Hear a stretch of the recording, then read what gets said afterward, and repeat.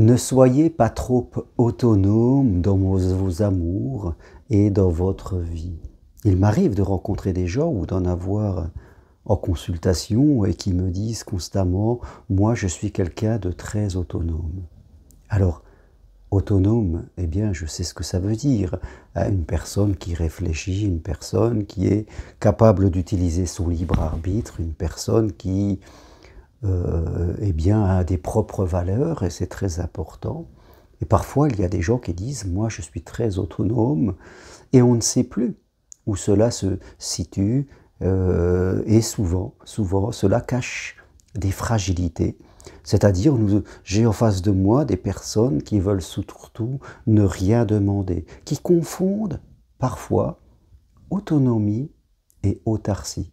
C'est-à-dire des personnes qui ont peur d'être redevables, qui ont peur de demander, qui cherchent à tout faire tout seuls, qui croient que s'ils demandent, ils seront fragiles.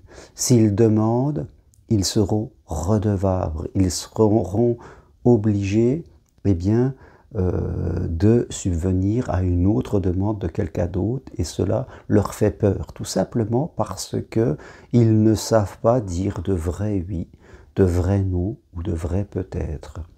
Les gens qui se disent souvent trop autonomes, c'est-à-dire autarciques, qui veulent tout faire par eux-mêmes, qui veulent ne rien demander par peur d'être redevables, sont des personnes qui, au fond, ne sont pas autonomes. Parce que tout ce qu'elles font est poussé par la peur.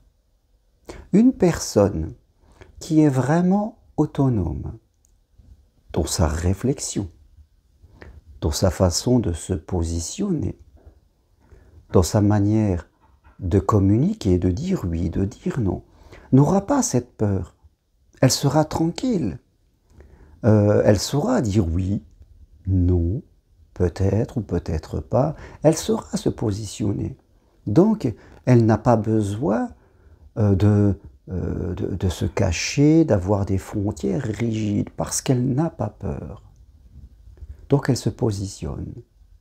Les gens qui sont trop autonomes, c'est-à-dire limite autarciques, et qui ne veulent rien devoir à personne, ce sont des gens qui ont peur parce qu'ils ne savent pas se positionner.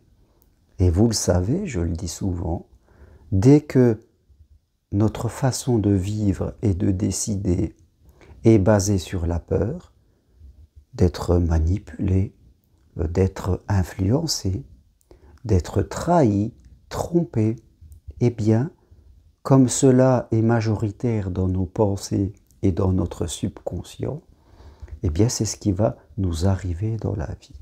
Je crois qu'il faut comprendre une chose, c'est que pour être dans l'amour, nous devons être dans certaines valeurs, comme le partage, comme l'entraide mutuelle, comme l'amour des autres, comme la tolérance.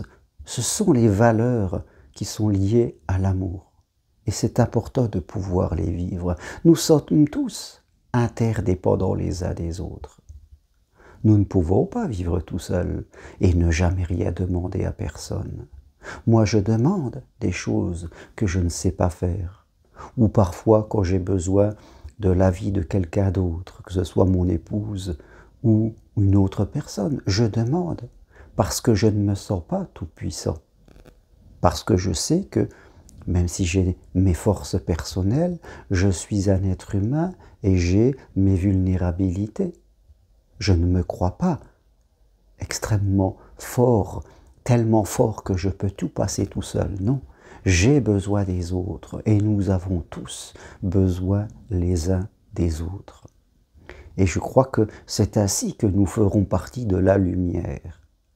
Dans cette vie, dans ce monde, nous devons choisir notre camp. Si nous sommes toujours dans les critiques, dans les craintes, dans l'hyperautonomie, dans l'autarcie, dans la peur de demander parce qu'on est redevable, nous faisons partie des forces de l'ombre et nous ajoutons de la confusion au monde. L'ombre est majoritaire, La lumière, malheureusement, n'est pas majoritaire dans le monde. Nous devons choisir le camp sur lequel nous allons nous positionner identitairement.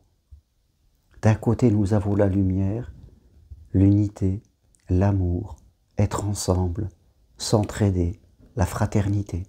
Et de l'autre, l'ombre, la séparation, la méfiance, la protection personnelle, l'autarcie. Ça n'a rien à voir. Peut-être que vous avez eu un passé difficile, mais aujourd'hui, en tant qu'adulte, vous devez faire ce choix. Ne pas faire ce choix, c'est vous laisser tromper par l'ombre, vous laisser tromper par votre mental, par vos interprétations, par vos peurs. Oui. Et forcément, vous ne faites partie de l'ombre. On ne peut pas ne pas choisir.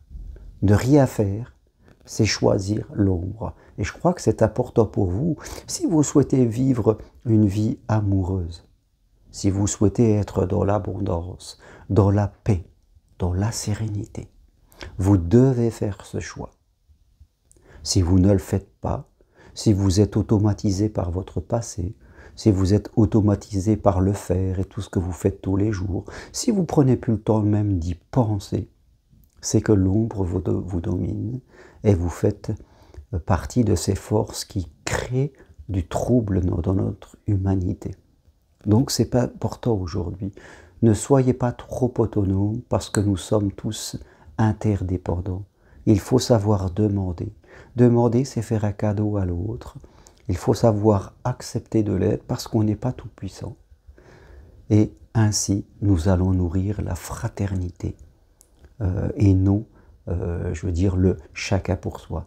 Voilà ce que je voulais partager avec vous aujourd'hui.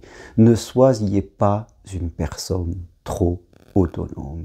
Et si vous voulez progresser dans votre spiritualité, venez marcher du 31 juillet au 4 août sur le chemin de Compostelle avec moi, vers Rocamadour, pour 4 jours merveilleux, des marches accessibles à tout le monde, où nous allons partager des choses sur la vie, sur vous peut-être, pour ne pas être dans l'ombre, pour être dans la lumière. Choisissez des vacances autrement, choisissez de progresser, choisissez d'investir sur vous. Et si vous voulez aller plus loin aussi, vous pouvez prendre une consultation avec moi, possible à distance de chez vous, par Skype, WhatsApp ou Messenger. Toutes les infos pour me contacter sur mon site germainrocari.com ou sur le texte qui accompagnera cette vidéo. Merci à vous, à très bientôt, au revoir.